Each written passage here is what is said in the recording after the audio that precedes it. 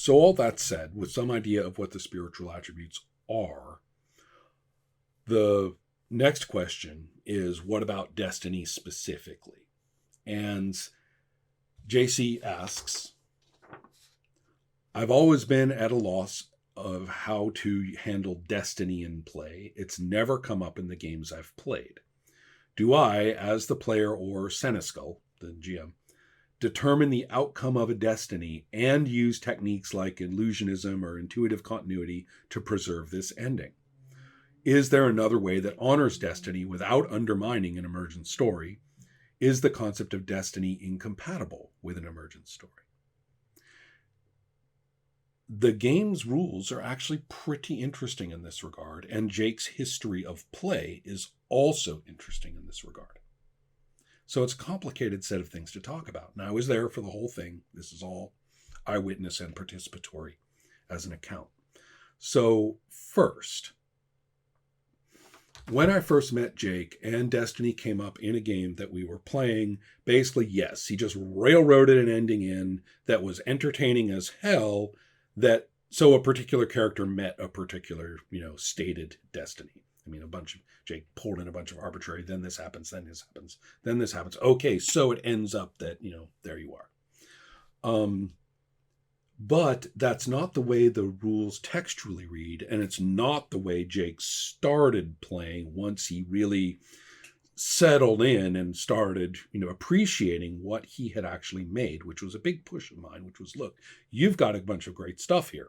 Quit playing that crap that, you keep pulling in from the ether, and honor your game and see what it can do. If I do say so myself, one of the big turning points for him was playing Sorcerer. The two games have a lot in common, by the way. So it's not like Sorcerer came in and saved the Riddle of Steel. No, the Riddle of Steel is pretty fucking good. Okay. When you are in a clash, you take your dice that you've got and you split them into your attack pool and your defense pool. And then obviously you're rolling against the other dude's attack pool and defense pool. And where do the spiritual attribute dice go? Many people read it and assumed that the spiritual attributes go into the dice pool and then that split occurs then. No, they go into a roll. And those are two different rolls. And that's a big deal.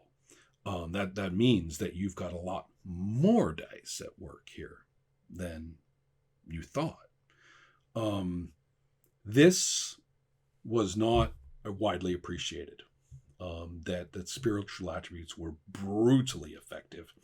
Jake specifically said that he designed the game so that if you don't use spiritual attributes and you're up against characters who are, you'll be butchered. That all the combat acumen and, the skills you have and the maneuvers you choose, those will give you like this, one extra die, two extra dice, stuff like that. But these, can give you these heaping handfuls of massively effective dice onto, say, the raw attack roll. So, no joke. Back to Destiny. One of the interesting things about Destiny, in reading through it, and I went carefully through both of those versions, and the rules are the same, they don't seem to go down. Apparently, if you have chosen Destiny as one of your spiritual attributes and whatever value you have given to it, there is no in-fiction way that you'll get a point erased, unlike all the others. So Destiny basically just goes up, and you can spend it down for those improvement things, but that's the only way to permanently lose it so that you get these improvement points, is the only way that Destiny drops. Otherwise, it seems to be basically a rise to the top. Now, how do you get, say you have a Destiny 2. How are you going to get, more Destiny? It's super generous. As long as the situation has some kind of relevance to your Destiny.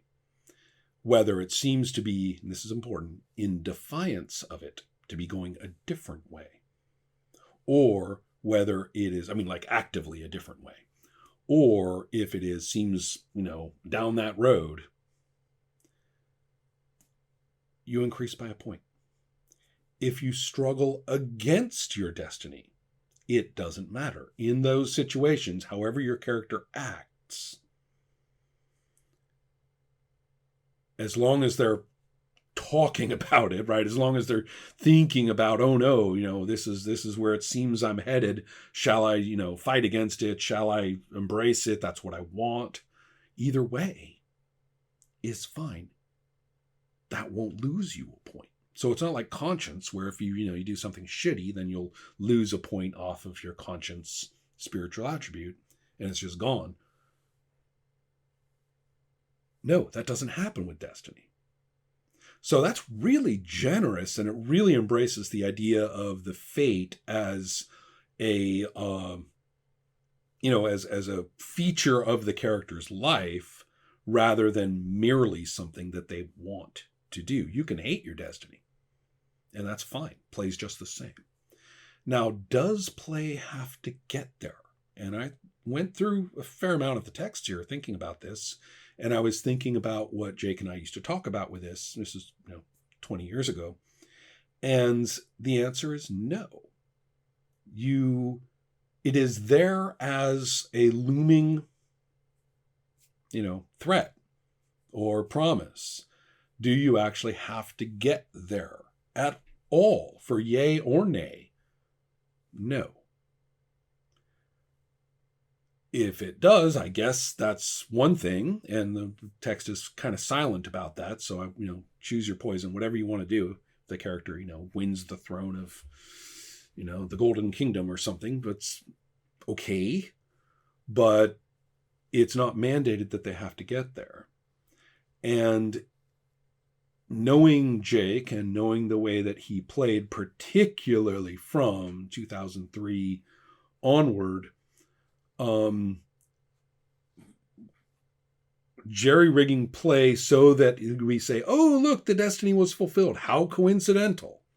Even though I saw him do it in the very first game we played, I think it left a bad taste in his mouth. And I think further dialogues at the Forge and with me, further play of a variety of different games, and really digging into the Riddle of Steel himself, with different people than his prior cohort,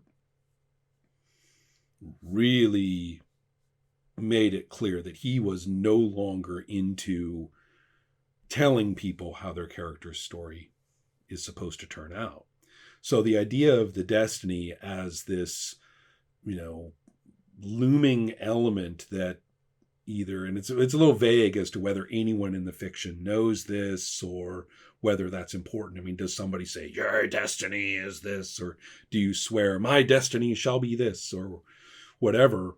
I think that dialogue is actually incidental, and that you can have a destiny without anybody saying that, or you could have a destiny without swearing to such a thing. Or interestingly, you could have a character who's a blowhard and says, I shall be the king of the Golden Kingdom, and he doesn't have destiny as a spiritual attribute. So, whatever, man. I think all of those are possible. So given my history with it, given my understanding of how the rules work, and given, a careful look at the text again, my answer is I do not see any mandate at all for the Seneschal to make that destiny occur. That it be relevant to situations in play? Absolutely. Does it have to be? No. If it's not relevant to a situation in play at all, that spiritual attribute isn't usable as a bonus, and you don't lose from it or anything. It's just not relevant in that particular moment. But is it relevant, a lot in some fashion? Sure. And why not? I mean, basically it's a situational aspect of who this character is. So in that sense, I think it's quite strong. And having seen Jake literally say, not going to do that again, we are, going to treat this as a feature, not as a goal, I'm very confident that illusionism, intuitive continuity, and all the rest of it play no role in this. But now for that final, rather philosophical point, which I'm glad to be able to talk about. To repeat, is the concept of destiny incompatible with an emergent story? Now, that particular phrasing is assuming a fixed feature, like a fixed outcome. This may surprise you. Okay, well, first of all, let's say we're talking about some kind of fixed outcome. This may surprise you, but the answer is no, it's not incompatible. The issue is not that everything's up for grabs. There are some things that are not up for grabs, perhaps, in a particular role-playing situation. Whether it is aspects of the environment, I mean, the Titanic's going to sink. We're on the Titanic. Somewhere along the line here, it's going to sink. And we're playing in some situation where, no, you're not a reality warper who can change it. No, blah, blah, blah. Never mind all that. That doesn't mean that other things are not open for whatever happens during play, the resolutions and the decisions. You see, a great deal of a situation, including future events, can actually be locked down. What you don't do is you don't pretend that they're open and carry out resolution mechanisms that promise that they're open and then basically, violate the integrity of those procedures and obviously of your fellow players by doing that. That's what you don't do. What matters if something like a fixed ending for a character is in place. I'm saying it's not in the Riddle of Steel, obviously, but it's there as a presence, as a possibility, number one. But I'm talking about play in some other game, perhaps, in which it is. It is fixed. We know you end up there. For one thing, we don't know everything about it. So by saying, you shall end as the king of the Golden Kingdom, and the player's like, rock on, right? Like, cool, I'm not going to die along the way. I'm guaranteed to become this king. That's awesome. Well, in the fullness of time, we may find that your character is quite miserable there, or had to do this, or had to do that, or who knows what was involved, or what it means to be king of the Golden Kingdom. That's one thing. And I don't mean necessarily that you're trying to grief it. I'm just saying there's a lot to be learned in play about this. A lot to be done in play about this. Another aspect of it is, even if that's pretty non-problematic, right? You're not the king of the Golden Kingdom. You want to be. You have good reasons to be. And you do it and you succeed, and now you're the king of the Golden Kingdom, and there's nothing bad about any of this. Fantastic. But we don't know what else was going on throughout. And those are the things that become the emergent story. An enormous amount of media is like this. I mean, especially anything in a historical setting with dramatic events going on. Yes, this happened and that happened, and we know it from the history books, and we know it from this, and we know it from that. Yes, the war turns out this way, and the characters don't know it. Blah, blah, blah. But this is the story of Bob during that time. See? Bob's story isn't about whether the war is going to be won or lost. Even if Bob plays a big role in that, in one of those sort of, nameless dude in history has this huge role in that, even that's not the point. The point is, what else was he facing? What did he go through? What decisions did he make? What happened to anything about him or people he cared about, and also incidental things that occur as ripple effects. So don't think that locking down a thing, anything, about a fictional series of events is anathema to emergent story. No, it just means that the emergent story is about other stuff. Very strong point that I think I really ought to emphasize more and play up as a feature of many games. kind of goes against the idea that emergent story means a whole bunch of people sitting around making shit up about anything however they want, which was one of those toxic pieces of nonsense that came out of story games. Okay, so I believe that gets us through JC's question. And here I am making footnotes to Pablo's question, so let's hope I got that finished. James asks, our gang is playing RuneQuest 1980. Yes. Yay. More of that, everyone. More of that. Humble request. James continues.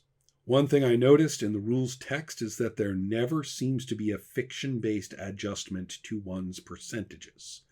Maybe something situational is tucked away in the combat chapter, but it's never like, okay, your attempt to use oratory on these villagers who distrust adventurers but agree very strongly with your general argument nets a +1 bonus to your skill check.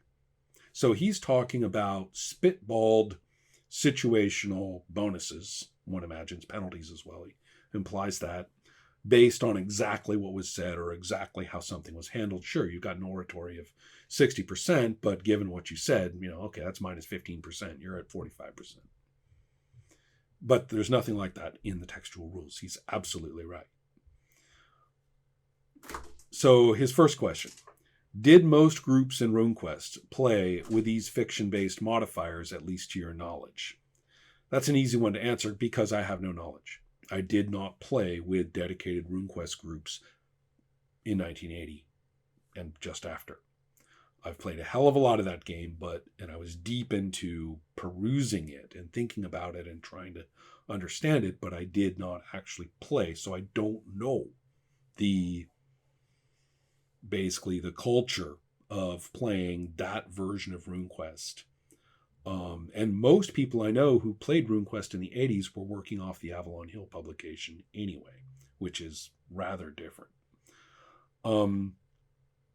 So, when was the first game to officially come out and say, hey, assign fictional modifiers based on relevant circumstances? Well, there's two kinds. One goes back to the beginning, and that can be seen very evidently in the setting the level of a saving roll in Tunnels and Trolls, which are resolution rolls. And so you might say, okay, doing that's a third level saving roll. Why? Because it's, that's ridiculous, or that's really hard, or any number of things like that. And since many of these are based on what a player has suddenly said out of the blue, they have to be judged in that moment. So you're basically saying, you have an easy chance or you have a hard chance. And it's going to be based on the relevant attribute, but the level of difficulty is indeed called in as a judgment on the circumstances.